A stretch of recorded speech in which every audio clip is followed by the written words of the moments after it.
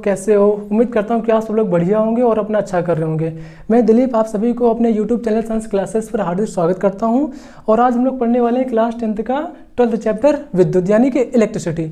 और यह चैप्टर बहुत ही अच्छा है, इसको पढ़ने में बहुत ज़्यादा मज़ा आने वाला है, क्योंकि कहते हैं ना कि रख हौसला वो मंजर भी आएगा, प्यासे के पास चलकर समंदर भी आएगा, यूँ थक कर ना बैठ मंजिल के मुसाफिर, मंजिल भी मिलेगी और मिलने का मज़ा भी आएगा। तो आइए शुरू करते हैं विद्युत को, ठीक है ना। और विद्युत यानी कि इलेक्ट्रिसिटी, और हमको पता है कि विद्युत का हमारे जीवन में कितना ज़्यादा महत्व है। जैसे कि आप अभी अपना फ़ोन यूज़ कर रहे हैं, इसमें भी इलेक्ट्रिसिटी है। और आपके घर में टीवी है, फ्रिज है, कूलर है, पंखा है, मोटर है, समर, ये सब किससे चलते हैं? ये सब इलेक्ट्रिसिटी से ही चलते हैं। तो इससे पता चलता है कि हमारे जीवन में इलेक्ट्रिसिटी का कितना ज़्यादा इंपॉर्टेंस है। और आज के टाइम पर कहा जाता है कि इलेक्ट्रिसिटी के बिना हम अपने जीवन का कल्पना भी नहीं कर सकते, है ना। तो फिर आइए हम पढ़ते हैं कि विद्युत के बारे में, ठीक है ना। तो विद्युत को पढ़ने से पहले हमको किसके बारे में पढ़ना चाहिए? विद्युत आवेश के बारे में। किसके बारे में? विद्युत आवेश के बारे में, कि विद्युत आवेश क्या होता है। क्यों? क्योंकि विद्युत आवेश से ही अपनी क्या होती है? विद्युत बनती है, ठीक है ना। चलो ठीक, शुरू करते हैं। और इस विद्युत आवेश को भी हम लोग क्या करते हैं कि एक्सपेरिमेंट से समझते हैं। किससे? एक एक्सपेरिमेंट से समझते हैं।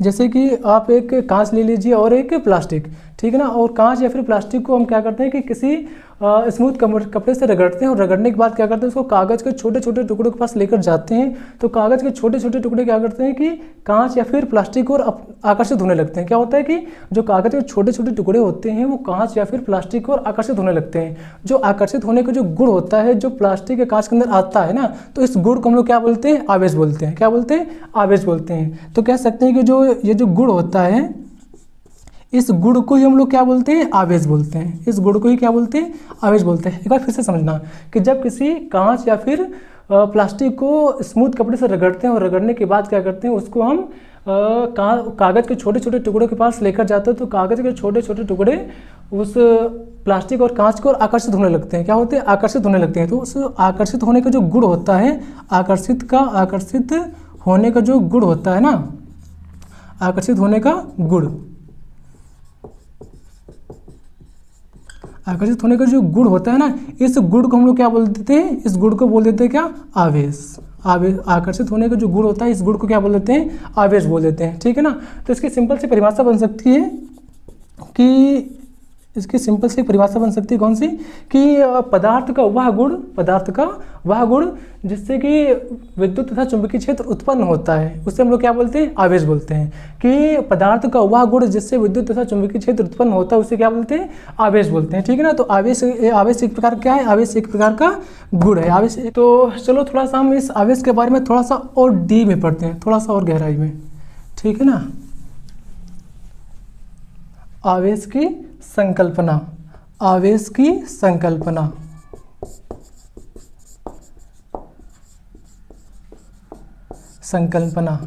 इस संकल्पना का मतलब होता है क्या? जानना। इसमें संकल्पना का मतलब क्या होता है? जानना, किसी के बारे में थोड़ा सा ज़्यादा जानकारी करना, ठीक है ना। तो आवेश के बारे में थोड़ा सा ज़्यादा जानकारी करते हैं कि आवेश क्या होता है। तो थोड़ा सा डीप में जानकारी करेंगे हम, ठीक है ना।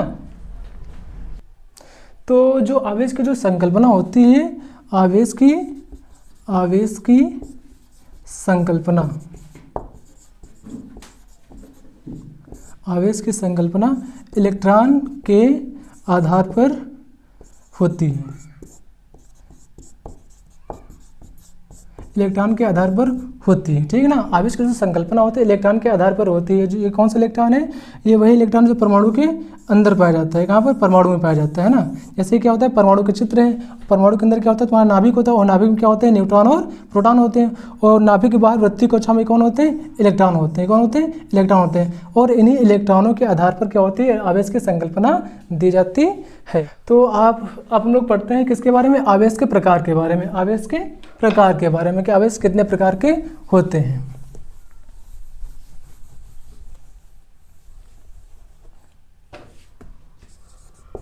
आवेश के प्रकार।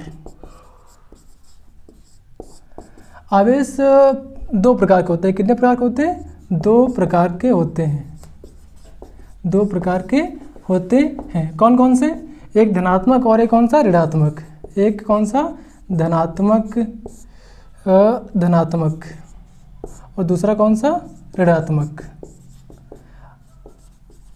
हमको पता होना चाहिए कि धनात्मक कैसे बनता है और ऋणात्मक कैसे बनता है। तो जैसे कि अपना ये क्या है, एक पदार्थ है, क्या है, एक पदार्थ है, और इस पदार्थ क्या होता है, पदार्थ किससे बनकर मिलकर बना होता है, परमाणुओं से। किसके, परमाणुओं से, ठीक है ना, परमाणु से मिलकर बना होता है। और परमाणु में क्या होते हैं, तुम्हारे इलेक्ट्रॉन होते हैं। क्या होते हैं, इलेक्ट्रॉन होते हैं ना।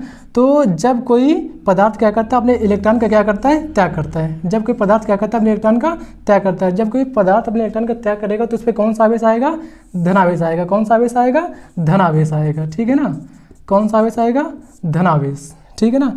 और ऋणात्मक आवेश कैसे बनता है, जब कोई पदार्थ क्या हो, जब कोई पदार्थ जब किसी एक इलेक्ट्रॉन को क्या करता है, ग्रहण करता है। क्या करता है, ग्रहण करता है। जब कोई पदार्थ किसी भी एक इलेक्ट्रॉन को क्या करता है, ग्रहण करता है, तो ग्रहण करने के बाद इस पर कौन सा आवेश आता है, इस पर आता है एक ऋणावेश। कितना आवेश आता है, ऋणावेश। यही दो तुम्हारे आवेश होते हैं। आवेश के कितने प्रकार के होते हैं, आवेश दो प्रकार के होते हैं। कौन कौन से, एक धनात्मक होता है, एक होता है ऋणात्मक। और धनात्मक आवेश कैसे बनता है, जब कोई पदार्थ एक इलेक्ट्रॉन का त्याग करता है तो उस पर कौन सा आवेश आता है, धनावेश आता है।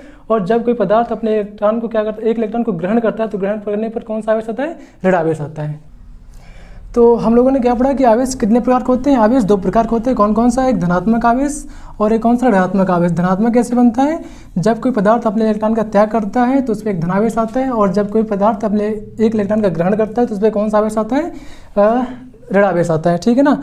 तो आइए चलते हैं अपने अगले टॉपिक कौन से, विद्युत धारा। विद्युत धारा, ठीक है ना। और विद्युत धारा टॉपिक पढ़ने से पहले हमको थोड़ा सा किसके बारे में पढ़ना चाहिए, चालक और अचालक।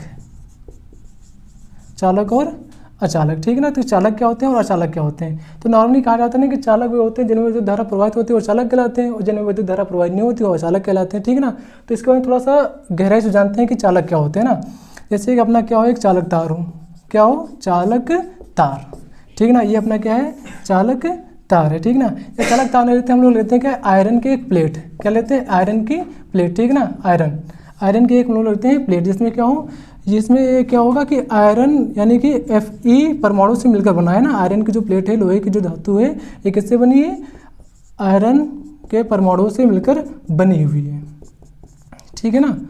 तो अगर आयरन का इलेक्ट्रॉनिक विन्यास करें, आयरन के परमाणु क्रमांक कितना होता है, 26। इलेक्ट्रॉनिक विन्यास करें तो कितना होता है, 4s2 3d6, यानी कि अंतिम कोश में कितने इलेक्ट्रॉन है, 2 इलेक्ट्रॉन। मतलब ये 2 इलेक्ट्रॉन का क्या करेगा, त्याग करेगा। 2 इलेक्ट्रॉन क्या करता है, ये त्याग करता है। जब ये 2 इलेक्ट्रॉन का अपने त्याग करता है तो ये बाहर की जो गर्मी होती है, मतलब क्या होती है, रूम टेम्परेचर पर। कहाँ पर, रूम टेम्परेचर पर क्या होता है कि इसको जो गर्मी मिलती है, इस गर्मी के कारण जो इसके जो बाहरी अंतिम कोश के 2 इलेक्ट्रॉन होते हैं वो बाहर निकल आते हैं। कहाँ निकल आते हैं, बाहर आ जाते हैं। तो Fe पे क्या हो जाता है, 2 इकाई धनावेश हो जाता है, ठीक है ना। तो जैसे इसके 2 इलेक्ट्रॉन बाहर निकलते हैं और Fe पर क्या आता है, 2 धनावेश आ जाते हैं, ठीक है ना। तो जितने भी यहाँ पर Fe हैं, सबके Fe के पास जितने भी इलेक्ट्रॉन हैं सब कहाँ जाते हैं, बाहर आ जाते हैं। जितने भी इलेक्ट्रॉन हैं सब कहाँ जाते हैं, बाहर आ जाते हैं, ठीक है ना। तो इसके अंदर कितने बहुत सारे इलेक्ट्रॉन फ्री हो जाते हैं। इन इलेक्ट्रॉनों को हम लोग क्या बोलते हैं, मुक्त इलेक्ट्रॉन बोलते हैं। क्या बोलते हैं, मुक्त इलेक्ट्रॉन बोलते हैं। जो इलेक्ट्रॉन Fe से बाहर आ जाते हैं उन इलेक्ट्रॉनों को हम लोग क्या बोलते हैं, मुक्त इलेक्ट्रॉन बोलते हैं। और इन मुक्त इलेक्ट्रॉनों की सहायता से क्या होती है, धारा प्रवाहित होती है। इन मुक्त इलेक्ट्रॉनों की सहायता से, मुक्त इलेक्ट्रॉनों की सहायता से धारा प्रवाहित होती है, ठीक है ना, प्रवाहित होती है, ठीक है ना। ये सब कहाँ होते हैं, ये धातुओं में होते हैं। ये सब, ये जो गुण होता है किसमें होता है, धातुओं में होता है, ठीक है ना। धातुओं को रूम टेम्परेचर पे जो इसके अंतिम कोश इलेक्ट्रॉन होते हैं, कहाँ, वो अपनी अंतिम कोश से बाहर आ जाते हैं। और जो इलेक्ट्रॉन क्या करते हैं, इन इलेक्ट्रॉनों को हम लोग क्या बोलते हैं, मुक्त इलेक्ट्रॉन बोलते हैं। इलेक्ट्रॉनों को क्या बोलते हैं हम लोग, मुक्त इलेक्ट्रॉन बोलते हैं, ठीक है ना। तो इनके कारण क्या होते हैं, ये जो क्या होते हैं, चालक बन जाते हैं। इन इलेक्ट्रॉनों के कारण क्या होती है, धारा इसमें प्रवाहित होने लगती है, इसलिए इनको हम लोग क्या बोल देते हैं, चालक बोल देते हैं। क्या बोल देते हैं, चालक बोल देते हैं, ठीक है। उम्मीद करता हूँ आपको इसमें समझ में आया होगा कि चालक में तो धारा क्यों प्रवाहित होती है। क्यों प्रवाहित होती है, क्योंकि इसमें मुक्त इलेक्ट्रॉन होते हैं, इसलिए इसमें धारा प्रवाहित होती है। और अचालक में मुक्त इलेक्ट्रॉन उपस्थित नहीं होते, इसलिए इसमें धारा प्रवाहित नहीं होती है, ठीक है ना। तो आज हम लोगों ने क्या क्या पढ़ा, आज हम लोगों ने पढ़ा किसके बारे में, आवेश के बारे में, कि आवेश क्या होता है, ठीक है ना। आवेश की संकल्पना के बारे में और आवेश के प्रकार के बारे में पढ़ा। और किसके बारे में पढ़ा, चालक के बारे में पढ़ा, ठीक है ना। तो और अपना अगला टॉपिक कौन सा होगा, विद्युत धारा। इस विद्युत धारा को हम अगले वीडियो में पढ़ेंगे, ठीक है ना। उम्मीद करता हूँ कि आपको ये वीडियो में जितनी चीज़ पढ़ाई गई समझ में आई होगी, और आपको जिस भी टॉपिक में कोई दिक्कत है तो कृपया कमेंट कर देना, उसका रिप्लाई ज़रूर देंगे, ठीक है ना। तो मिलते हैं अगली वीडियो में।